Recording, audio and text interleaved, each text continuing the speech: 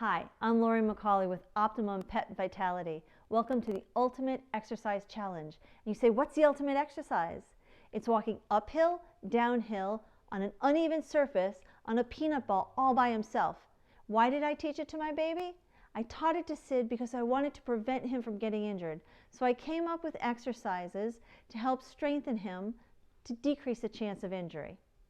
I started the challenge, and Laura's coming along with us.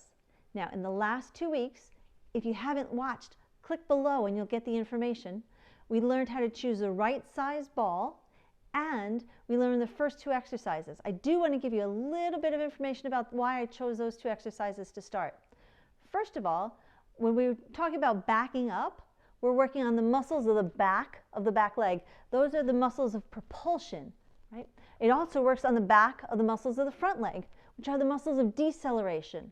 When we go side to side, right, we're doing this, it's the muscles of abduction and adduction. Why do we need that? Because we want to work on the balance and proprioception to help us with that kind of motion. All right, are you ready? Here we go. Let's see how Sophia's doing. Here's Laura teaching her side steps. And you see in the beginning, she's not quite sure what Laura is asking her to do. I left the sound in because it was just so funny. But pretty quickly, she's figuring it out. And here Laura's even able to do it standing. She doesn't have to be on her knees. Now, I want you to notice in the first video when she's trying to back her up, Sophia is actually leaping with her back feet together. So she's overusing her lumbar spine, not using her back legs independently, which is what we're looking for. So watch it again. Spin. But I slowed this down. See how she's using her back legs independently? That's what we're looking for. All right, you ready for your 2 new exercises? Well, you may have tried the first one before, but in case you haven't, sit up and bag. And let's go through some specifics to make sure you're doing it right. Here's Sid. We're pretending he's not very strong. We're asking him to come up, and I'm holding 1 foot. By doing that, I'm helping support him, but I'm making sure he's doing it correctly with his back straight up and down. What you need to know is if you're going to do it with 1 foot, the next one you have to do with the other foot. And when you add reps, you're always adding 1 left and 1 right. So you go from 2 to 4 to 6 to 8 to 10. You get the picture. All right, so now here he is. He's able to sit up and bag and do it all by himself. I want you to watch hand position. If it's too high, he'll come up on his feet. I want you to see his back. See how that's nice and square? That's what we're looking for. If he's leaning over, he's going to have back problems. See, he's square in the front too. Also really important, so he doesn't hurt his hips or his knees.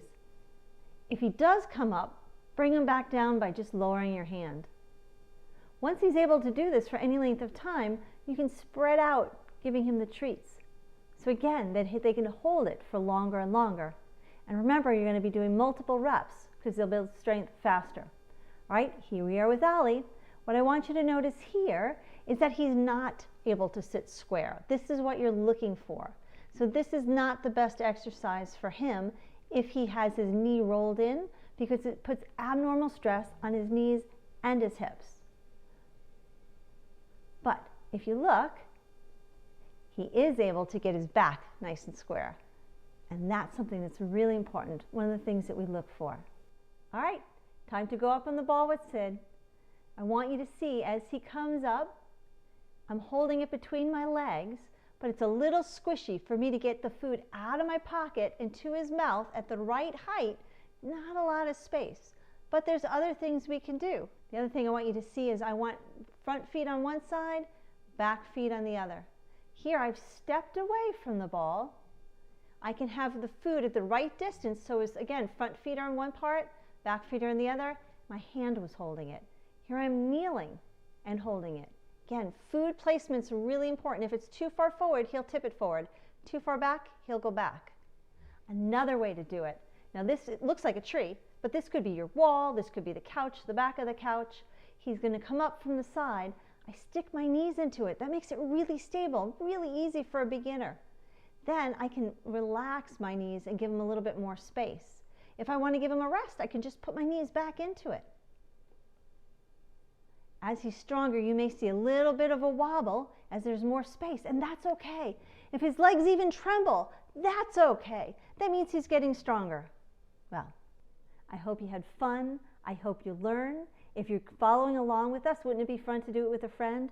Share this video, get your friends involved. We can learn all kinds of great tricks and games and get our dogs stronger so they're less likely to have an injury. I'm Laurie McCauley with Optimum Pet Vitality. Come back next week for the Ultimate Exercise Challenge, and we'll learn 2 new exercises and see how Sophie is doing then. Take care.